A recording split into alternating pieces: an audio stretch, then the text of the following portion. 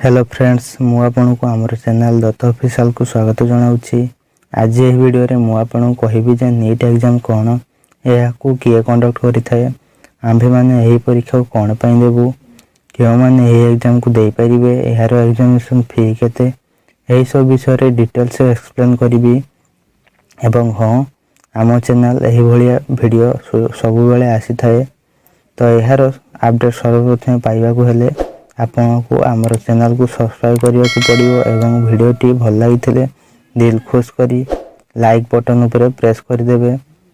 तेबे आउ डेरी न करी चलतु वीडियो टी को स्टार्ट करवा। फास्ट मु आपको कहबी कि नीट रो फुल फॉर्म कौन।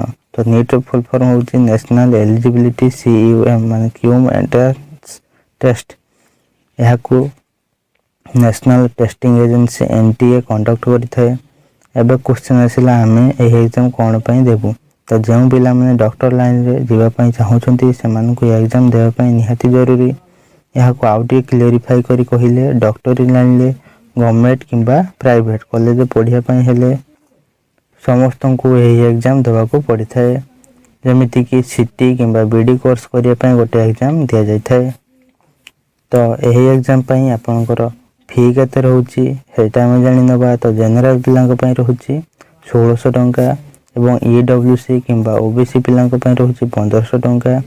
SC/ST किंबा PWD और ट्रांसजेंडर पिलांक पई रहउची 900 टंका एवं आउटसाइड ऑफ इंडिया रहउची बा इंडिया आउटसाइड पिलांक पई रहउची 8500 टंका।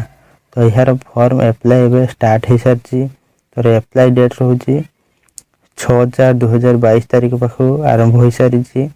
यार लास्ट डेट रहउची 6/5/2022 और डेट ऑफ एग्जामिनेशन केबे आपन एग्जामिनेशन हो एग्जामिनेशन आपन हो 17/7/2022। एथि पई फॉर्म आवेदन करिया पई आपन मिनिमम एज दरकार 17 वर्ष एवं मैक्सिमम एज दरकार 25 एवं एथि एलिजिबिलिटी कथा कहया पई गले 12th स्टैंडर्ड यदि आपण क्वालिफाई कर सारचंते देले जाय आपण ए फॉर्म को आवेदन करि परिबे।